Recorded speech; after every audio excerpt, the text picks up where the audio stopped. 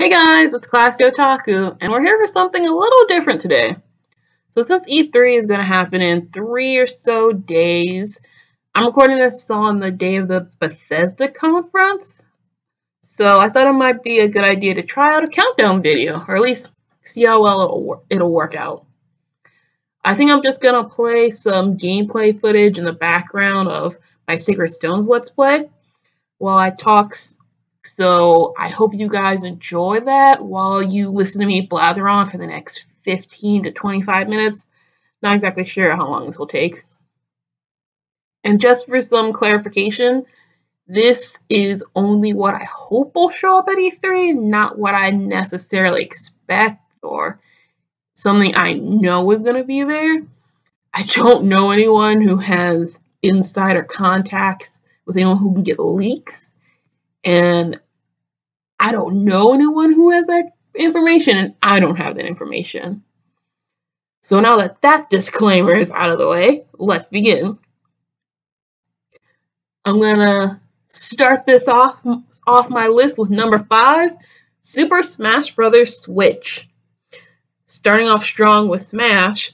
The reason this is kind of low, I guess if it's a top 5, it's not really low, is it? The reason this is so low is because I'm pretty sure it won't be there. I just really want it to be. I didn't have a Wii U, and I didn't get Smash for the 3DS, so I've only been able to play Smash 5 a couple of times at anime conventions and at my friend's place. It's super fun. Like, I haven't had this much fun with a Smash game since Melee, and Melee is my favorite. And I'd love to be able to master some characters the same way I've been able to do with others. Not that I've really mastered characters, but get good. I've gotten decent with a couple characters in Melee, and I'd like to be that good with some in Smash 5, hopefully. I mean, have you seen Bayonetta and the Villager? Bayonetta does some crazy combos in the air, and the Villager just looks like the perfect troll character with the pocket ability, being able to hit people with trees and killing them with their dream house.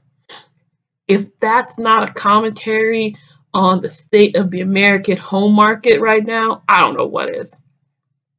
Also, Roy's back, and they made him different from Marth, which is super exciting. And Lucina is in it! Yay!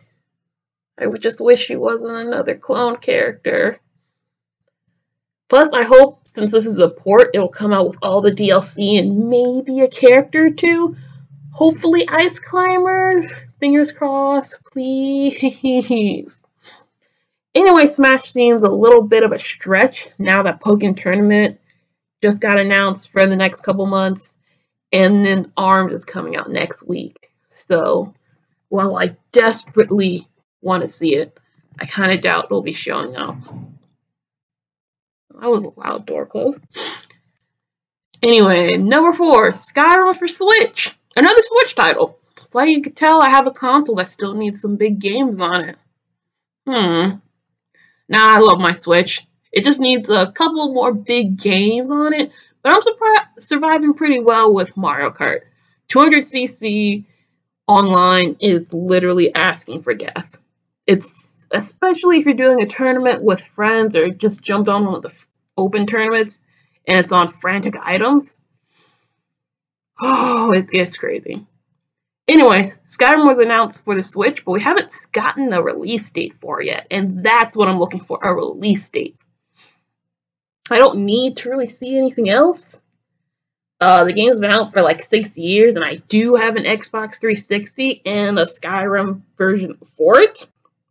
So if I really wanted to know what was on Skyrim, I would have played it already. But now that I know that it's coming out on the Switch, and I have been semi-interested in Skyrim, the idea of being able to play it on the go anytime I want just does something to me, man. Can you imagine taking such a big game on the road to play at any time? Well, actually, now I think about it, I guess Zelda did that first, but something that Zelda doesn't have is mods. And if there's a way to do mods on the Switch version, I can get the Thomas the Tank Engine Dragon mod, as my default version, and I'm super happy. Anyway, if Nintendo is able to make this run on the Switch well, then you can bet that this will just open the door for them to get their hands on some of the greatest games of this generation and last generation. And if they can do it, they got my money. Okay, number 3, God of War 4, or God of War. I think, and this is just my speculation, I think I speak for everyone, that when old man Kratos showed up on screen at last year's E3, we were all overly excited. We were all squealing like 5-year-old girls. It was crazy. And then we see him looking over some random kid who gets experience and knowledge points. Like, what the fuck is this? You know, who cares? It's a God of War game. You automatically have my money, Sony. You already got it. Just take it. Just take it out of my wallet or my bank account, because no one really cares around cash nowadays. I mean, you would have my money if I had a PS4. But that's an issue for another day and another countdown. Kratos dealing with Celtic or Nordic mythology with his son and teaching him how to be a man Spartan style is going to be one of the best games of any console generation, no matter when it comes out. I don't really know what more to say besides I want more information, and that if it is at E3, I'm going to be screaming so hard that everyone there, all the way in San Diego, is going to be able to hear it. Number 2. The Final Fantasy VII Remake. Oh boy, it's time to roll out the big guns. Final Fantasy VII is one of the pedestals of JRPGs. Regardless of if you love it or hate it, it's one of the greats. It was actually my first Final Fantasy game, though I didn't play it until I was well into college. Not well into, like, my first or second year of college. So I was there for like 10 years. I was actually motivated to play it after beating Sephiroth on my friend's Kingdom Hearts 1 disc. And he was so infuriating that I had to go and get his original game and kill him there too. Which I did. A little off topic, but Final Fantasy VII is a classic turn-based JRPG, so it'll be interesting to see how they translate it into the fluid and actiony style of Final Fantasy 15. Personally, I like the turn-based combat better for Final Fantasy games. There's just something about it that makes it feel like a Final Fantasy game to me, which is why I wasn't motivated to get a PS4 when 15 came out. But I'm hoping that whatever they show for 7 will change my mind. Sony, maybe what'll change my mind and get you my money will be showing off Tifa at E3. Think about that? Or a cross-dressing Cloud. I'm fairly easy to please, Sony. You just need to give it to me. Anyway, I have 3 honorable mentions that I couldn't figure out where to put on the list, or if I wanted to add them. They're kind of up in the air, so I just like, yeah, I'll have honorable mentions. Seems like it'll work out. The first is Shenmue. So I really didn't know where to put this game because I've never played the Shenmue series. Honestly, I'd never heard about it before E3 of last year. But I wanted to mention it because a game that reaches its Kickstarter goal in less than an hour or less than 2 or 3 hours should not be scoffed at. It really shouldn't. It encompasses like the hopes and dreams and potential of the developers and also all the people who gave them their money. And you don't really want to abuse that. I mean, just look at No Man's Sky and Mighty Number 9. No one wants that to happen ever again. No one. Especially not Sony. Number 2 of honorable mentions. A PS4 price drop. This is probably not what a lot of people watching E3 are hoping for, but I am. With the release of the PS4 Pro, I'm hoping that Sony will announce a price drop of the older versions. You know, for us recent college graduates with thousands of dollars of debt. Yeah. It's not a big deal if they don't, but here's for hoping. The final honorable mention is Fire Emblem Warriors. I know, shocker, this actually isn't my number one. But I have a lot of feelings about this game, especially with recent news, and those feelings are both good and bad. And I'm hoping that whatever Nintendo releases about it, which they should release information about it since it's coming out, should be coming out in fall, hopefully. I'm hoping it'll push my opinion towards a definitive answer of whether I'm gonna like or dislike this game.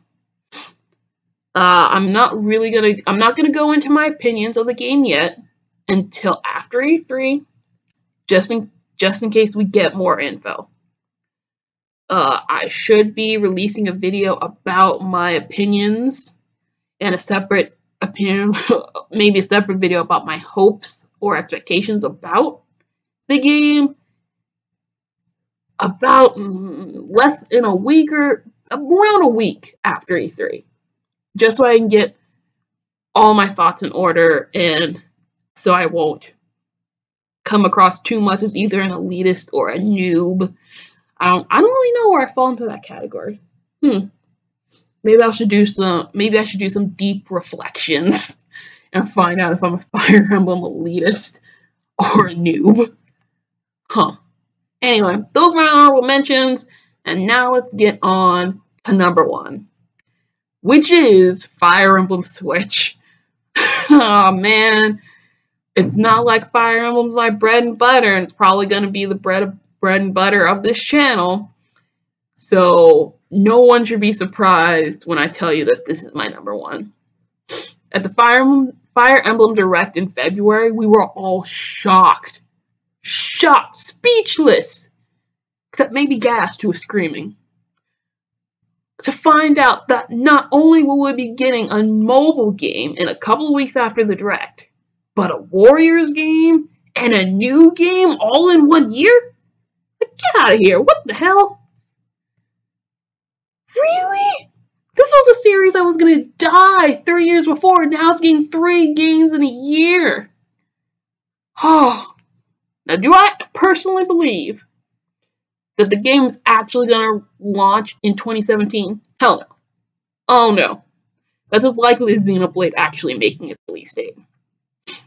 But it's still a mainline Fire Emblem game, announced less than 2 years after the previous one. Hell, it could come out less than 6 months after the previous one if we want to count Gaiden, the Gaiden remake, Echoes, as a part of the main series. And a console game at that? Can you imagine having the size and scope of the Tellius games with the art style of Echoes on the Switch? GG, game over. You got my money. All of it. Take it all. Unless there's unless there's gonna be a $70 DLC or whatever. I'm watching you, Nintendo. You're not getting my money with DLC. Not this time. Anyway. It's gonna be an amazing game. Even though I have my reservations with how split the fan base currently is, and with the trends that are going on with the last few games, this is a chance for the series to either pick a side or to redefine itself. Find a middle path that will appeal to as many people as possible and get its own identity and not be stuck to not stuck in whatever formula of either the older games or the newer ones, which I hope it finds a way to bridge both sides. I really do. I think Echoes made a good attempt at it. Either way, the fact that this game exists at all is amazing. And I'm going to buy it no matter what. I mean, unless it really does become a waifu simulator, and then I'm out. Sorry, guys. Anyway, guys, those are my top 5 hopes for E3 with a couple of honorable mentions thrown in. I hope you enjoyed the list, and let me know what you're hoping for down in the comments. Honestly, I was thinking about adding a couple of other things on here, like Death Stranding or Kingdom Hearts 3. So honestly, the likelihood of hearing anything of either of those games before 2019 is slim to none. But I wanted to keep the list short for my first video like this to cut down on editing or any type of weird issues that could come up. But I hope you guys have a great day, night, time, or whatever. And this is Classy, signing off.